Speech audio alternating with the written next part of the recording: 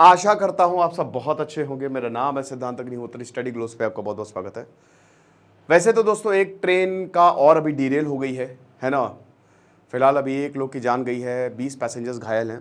अभी देखते हैं, थोड़ा सा अपडेट आने दीजिए, कल हम इसको और डिटेल में कवर करेंगे।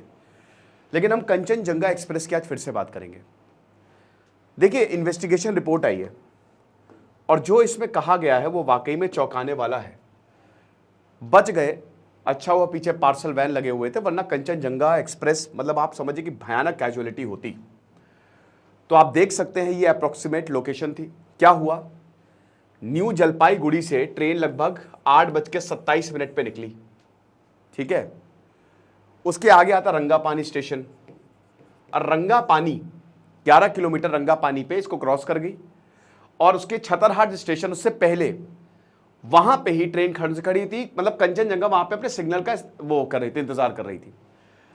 अब पीछे से आती है आपकी कौन सी ट्रेन, मालगाड़ी, गुड्स ट्रेन, और लगभग 8:55 पे सुबह गुड्स ट्रेन पीछे जाके टकरा गई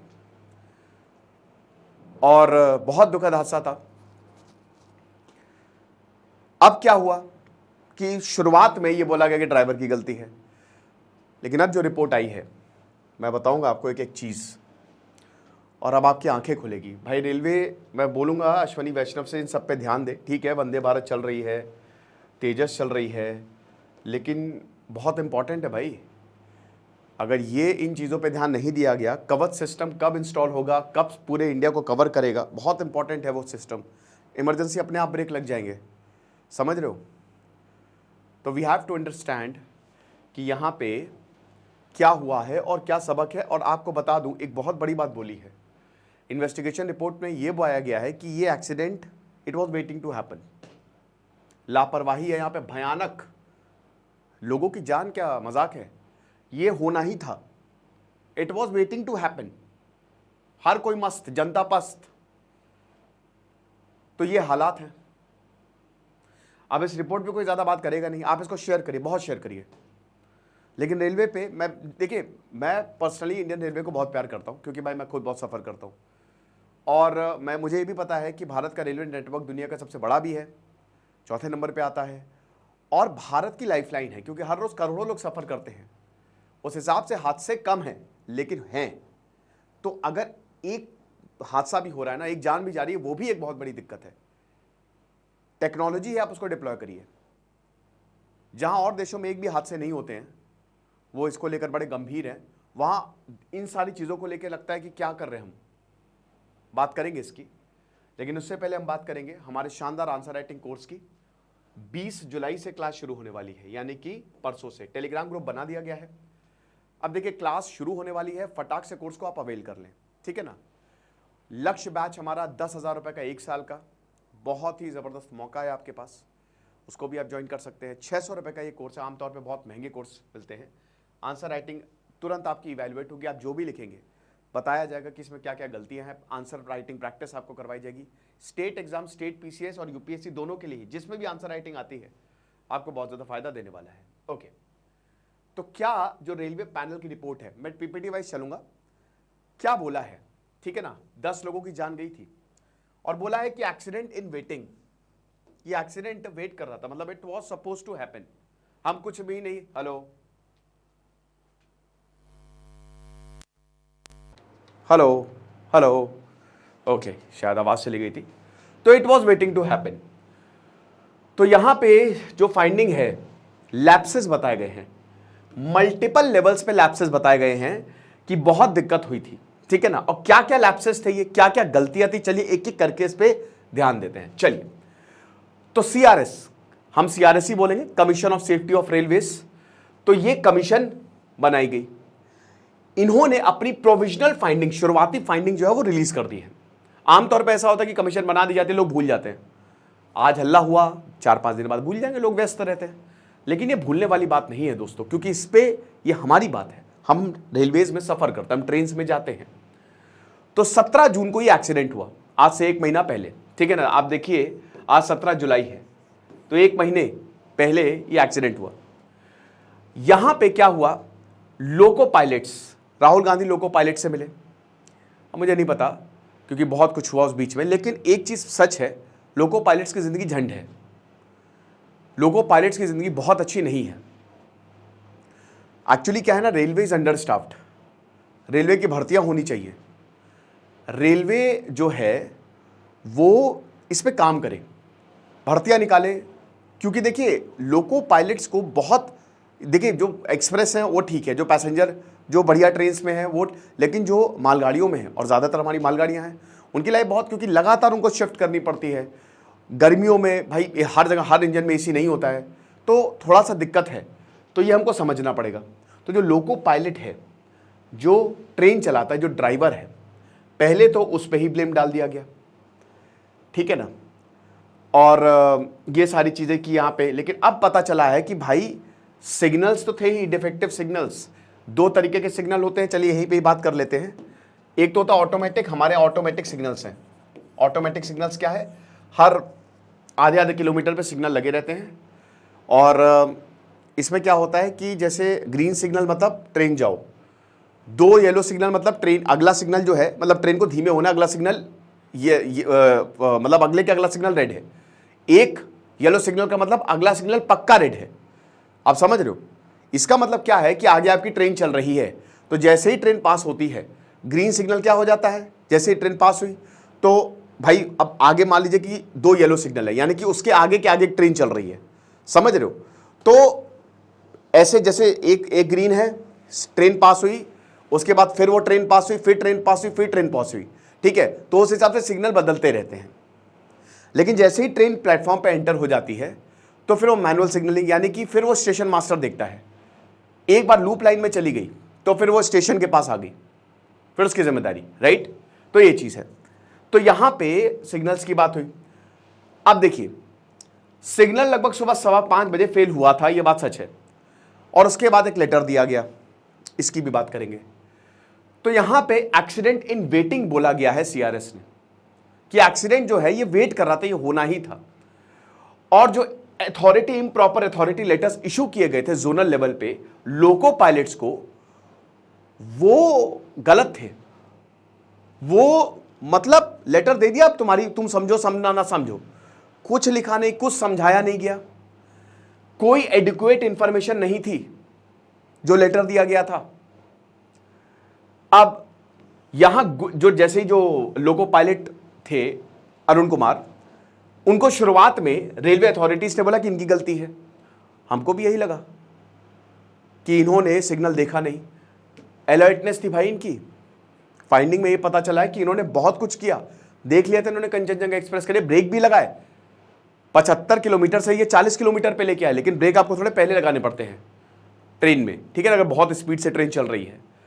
तो भाई बताया कि इन्होंने रूल्स को फॉलो नहीं किया गया। लेकिन अब पता चला है कि भाई ऐसा कुछ भी नहीं था, यहां पे सिस्टम की ही गलती थी, ठीक है। और ऐसा ही होता है कि जब भी कोई इस तरीके का एक्सीडेंट होता है ना कि भाई ड्राइवर किधर है, और ठीक है ड्राइवर की गलती होती भी है, लेकिन पहले जांच तो करिए। जया वर्मा ने, जो चेयरपर्सन है रेलवे बोर्ड की, उन्होंने तुरंत बोल दिया कि यहाँ पे जो उंगली है जो यहाँ पे लोको पायलट पे उठाई गई, ठीक है ना। इनफैक्ट कि इन्होंने सिग्नल्स को डिसरिगार्ड किया, सिग्नल को देखा नहीं, और इसी की वजह से एक्सीडेंट हुआ। लेकिन यहां पे क्लियर कर दिया है, सीआरएस ने बोला कि भाई इनकी गलती नहीं थी, बल्कि इंटेलिजेंट आदमी था ये, और अगर थोड़ा सा इसको वक्त मिल जाता ना तो एक्सीडेंट नहीं होता। तो इनके परिवार वाले बोल रहे हैं कि मेरे हस्बैंड को ब्लेम किया गया इस एक्सीडेंट के लिए, लेकिन अब हम बहुत ज्यादा खुश हैं। अनिल कुमार को ब्लेम किया गया, मेरे हस्बैंड को ब्लेम किया गया, लेकिन अब हम इसलिए खुश हैं कि अब वो इन सबसे फ्री हैं, अब उन पे ब्लेम नहीं है, तो अब उनकी आत्मा को शांति मिलेगी, ये बोला गया है। चलिए एक एक करके, कोई वॉकी टॉकी लोको पायलट को नहीं मिला। सामने पायलट होता, सबसे पीछे गार्ड का डिब्बा होता है। There was no walkie talkie, कुछ नहीं था। वॉकी टॉकी होता है ना बात करने के लिए, कुछ नहीं। सीआरएस ने बोला जो पेपर अथॉरिटी, जो पेपर इशू किया था लोको पायलट को, ट्रेन जो ऑपरेट कर रही थी, ध्यान दीजिएगा, रंगापानी और छतरपुर के बीच में, इसी के बीच में एक्सीडेंट हुआ है। तो ट्रेन ऑपरेट कर रही थी, ऑटोमेटिक सिग्नल फेल हो गए थे, ठीक है ना। अब स्पीड लिमिट थी ही नहीं। पहली बात, जो लेटर इशू किया था उसमें कोई स्पीड लिमिट 15 किलोमीटर प्रति घंटे की रफ्तार से चलना है, बट कोई स्पीड लिमिट मेंशन नहीं थी उस लेटर में कि क्या ड्राइवर को कौन सी स्पीड से चलना है जब वो डिफेक्टिव सिग्नल्स को क्रॉस करेंगे। मैं बहुत लाइन बाय लाइन चल रहा हूं ताकि आपको एक एक चीज समझ में आ जाए। अपनी तरफ से मैं कुछ भी बोलना नहीं चाहता, सिर्फ रिपोर्ट पे जाएंगे। अब लोको पायलट्स और जो ट्रेन मैनेजर हैं उनको वॉकी टॉकी नहीं दिया गया। आपस में जो बात करते हैं, जो ड्राइवर होता है पीछे गार्ड साहब मैनेजर होते हैं, ट्रेन को मैनेज करते हैं। अब इसकी वजह से बेटर कम्युनिकेशन हो सकता था ना बेटर कम्युनिकेशन, लेकिन गार्ड साहब को पता ही नहीं। लोको पायलट वो थे जो मारे गए इस एक्सीडेंट में, जो गुड्स ट्रेन में थे। एक मिनट रुकिएगा जरा।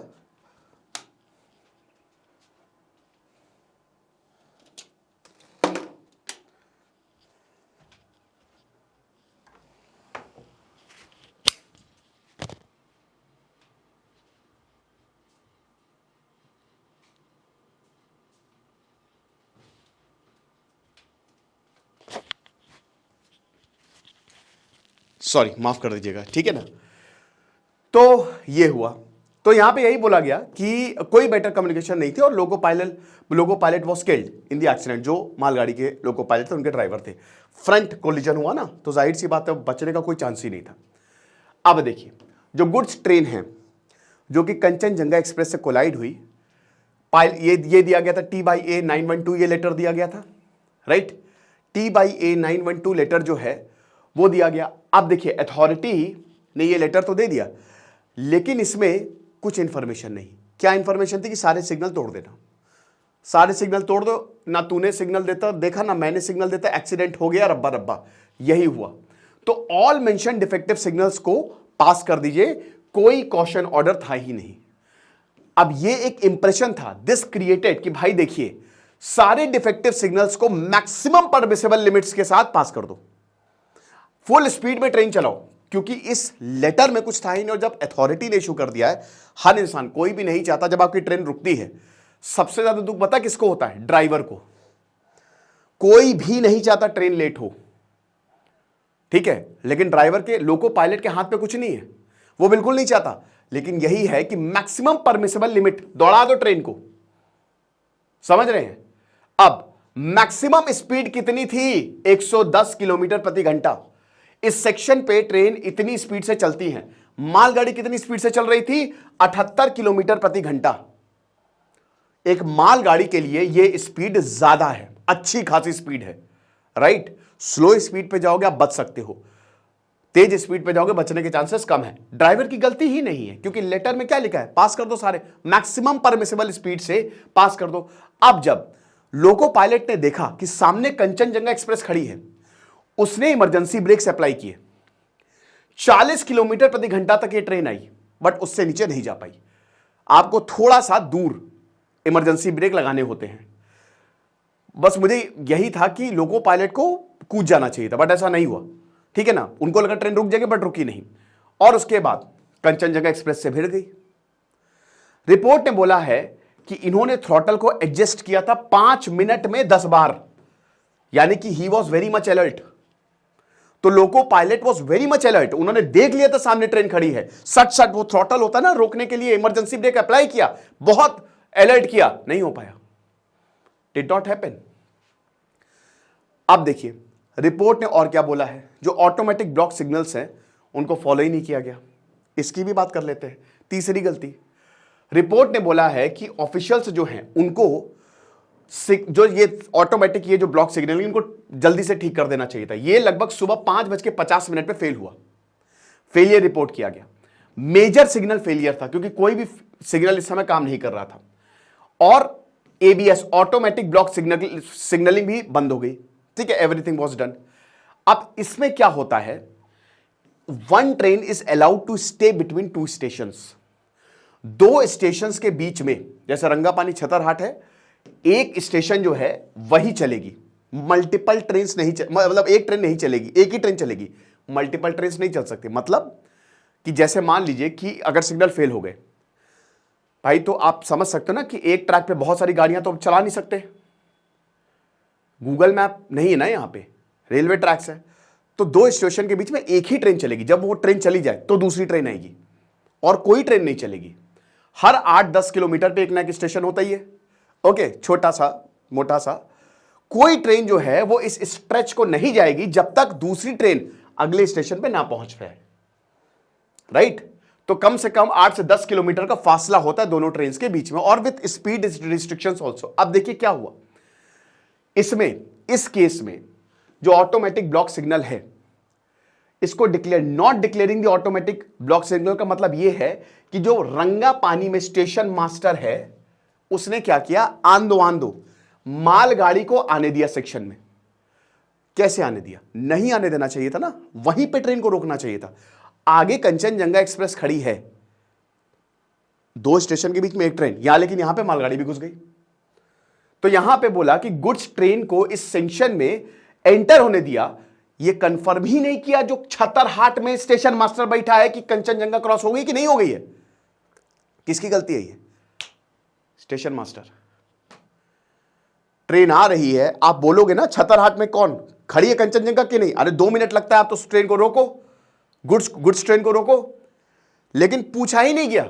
यहां पे छतरहाट के जो रेलवे मास्टर थे, स्टेशन मास्टर थे, उनसे नहीं पूछा गया।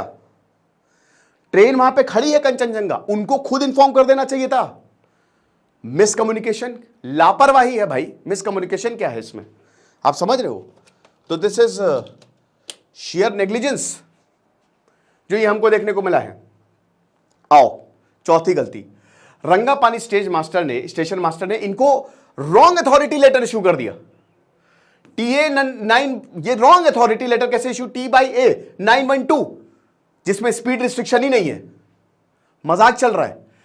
और T/B 912 देना चाहिए था, जिसमें स्पीड 25 किलोमीटर प्रति घंटे की रफ्तार तक है। अब समझिए, ट्रेन 78 किलोमीटर प्रति घंटे की रफ्तार पे जा रही थी, समझ गए आप ना? इमरजेंसी ब्रेक लगाए गए, बहुत ध्यान से समझना। ट्रेन आई 40 किलोमीटर प्रति घंटे की रफ्तार से, ठीक है ना? तो लगभग 38 किलोमीटर प्रति घंटा, मतलब इसने इतनी स्पीड कम कर ली। 38 किलोमीटर पर आवर से स्पीड कम हो गई। 25 किलोमीटर प्रति घंटे की अगर मान लीजिए इस स्पीड से ट्रेन चलती तो क्या यह एक्सीडेंट होता? भाई यहां पे 38 किलोमीटर प्रति घंटे की रफ्तार से अगर स्पीड कम हुई है, यहां पे इमरजेंसी ब्रेक रखता तो 25 है।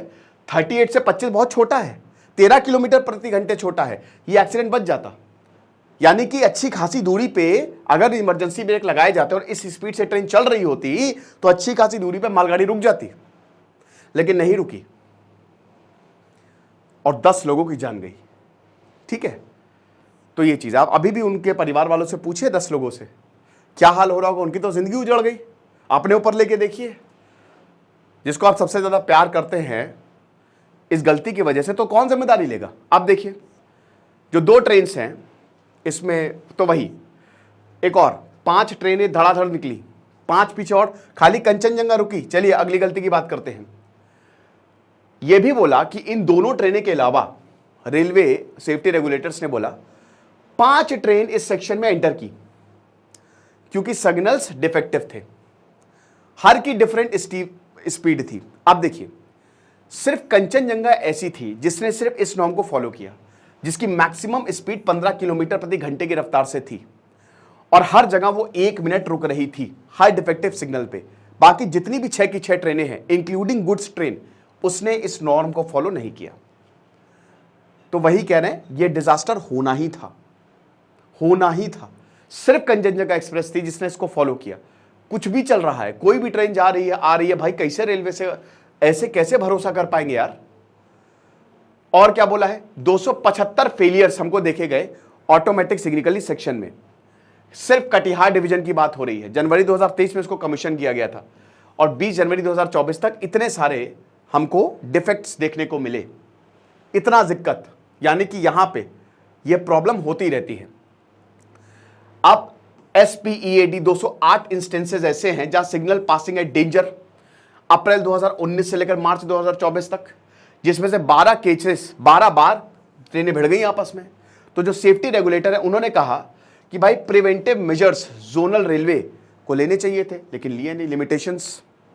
साथ ही साथ अब जो कवच सिस्टम है, कब उसको लेके आएंगे, कब उसको यहां पे, तो ये जो एंटी एक्सीडेंट शील्ड है, कवच, ये दोनों ट्रेन को एक पे रोक देता है। अगर एक ट्रैक पे दोनों ट्रेन है ना, इमरजेंसी ब्रेक अपने आप इसमें अप्लाई हो जाते हैं।